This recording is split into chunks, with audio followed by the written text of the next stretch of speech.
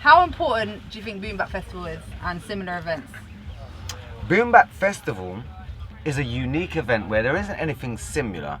It's unique because it's the only urban event annually held outdoors. We can say it's the only one. Catering for a genre of an underground culture. And so it's unique for what it is. The fact that it is the only festival that caters for an underground urban subgenre makes it absolutely detrimentally essential to the movement. It would be our pilgrimage of the year, our Mecca. To me, it is my pilgrimage of the year. Coming here is a visit to Mecca for me, because this is the epicenter of UK hip-hop on its own shores, embraced by its own people, the real fans, rubbing shoulders, tenting together, sharing toilet roll.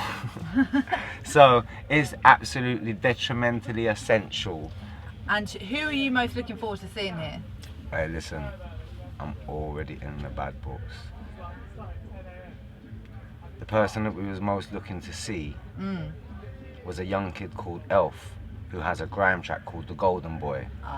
And late last night it started raining, and my young boy, he hijacked the bus and realised he looked like the big tour bus, the VIP bus.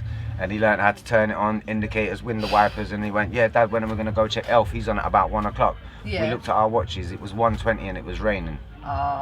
So we missed the act that we came here to see most, which was Elf performing the track Golden Boy. So do you think there should be grime at I'm Boom Bap? still in the bad books. Should there be grime? Listen, I think grime is as boom bap as hip hop is. I mean, grime and hip hop, I find it hard to define the parallel.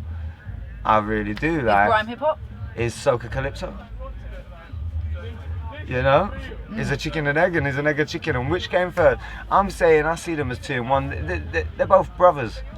Maybe hip hop's the elder, least successful, and I always make this example, Sunday League football player, and grime, his younger brother, has made it to the Premier League. But he loves his younger brother, his accomplishments in the same sport that he loves, lyrical wordplay, performing, you know, everything that hip hop is what grime is. I'd like to think that hip hop was always exceeding the boundaries and always taking it to the next stage.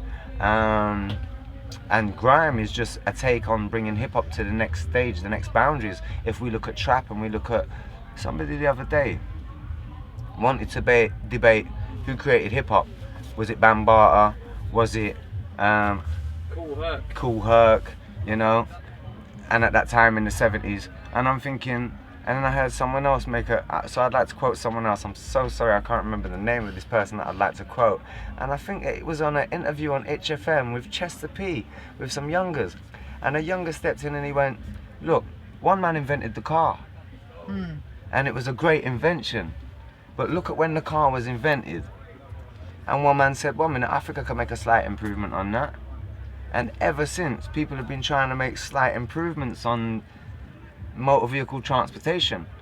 Now, if I think about when the idealism of making a vehicle was first ever invented, they was entertaining the idea of using electric powered sources as an alternative to magnetic or petrol or any other source of energy, steam iron.